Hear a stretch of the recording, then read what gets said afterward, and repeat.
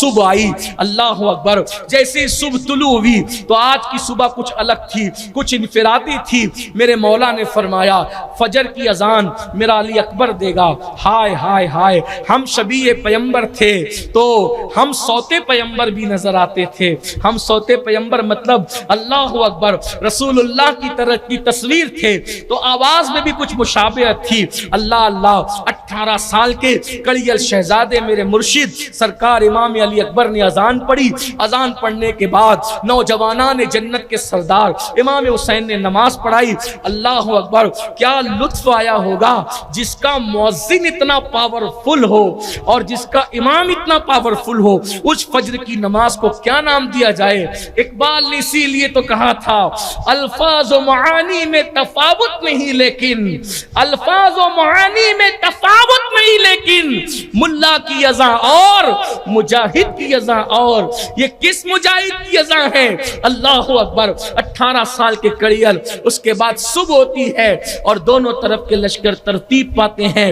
مختصر یہ کہ امام علی جدہ وعلیہ السلام اپنی اونٹنی پر بیٹھ کر ایک طویل خطبہ دیتے ہیں جس میں اپنی فضیلت بیان کی، وہ میں پہلے بیان کر چکا ہوں۔ اس کے بعد اللہ اکبر بالآخر جو وہ عمر سعد اور شمر یہ دونوں بدبخت کہنے لگتے ہیں حسین یہ خطبے کی جگہ نہیں ہے، اب تم اپنی بک بک بند کرو، یا تو لڑو یا تو بیعت کرو۔ اور ایسے میں عمر سعد جو ہے وہ ایک تیر چلاتا ہے اور لوگوں کو کہتا ہے گواہ رہنا لشکر حسین پر سب سے پہلے تیر میں نے چلایا ہے۔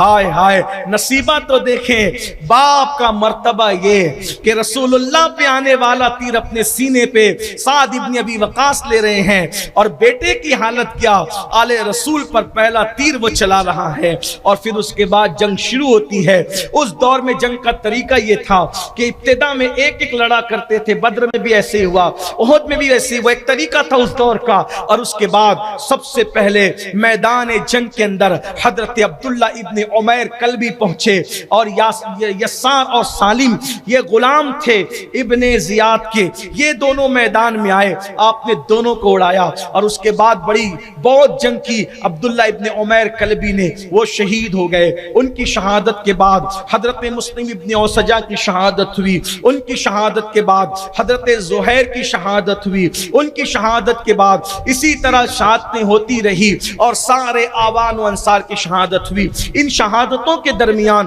امام کو بھی لڑنے کے لیے کبھی کبھار جانا پڑا، کسی کو بچانے کے لیے، کسی کو چھڑانے کے لیے، کسی کی لاش کو اٹھانے کے لیے۔ ایسے میں ایک کے بعد ایک کے بعد ایک سارے آوان و انصار شہید ہو گئے۔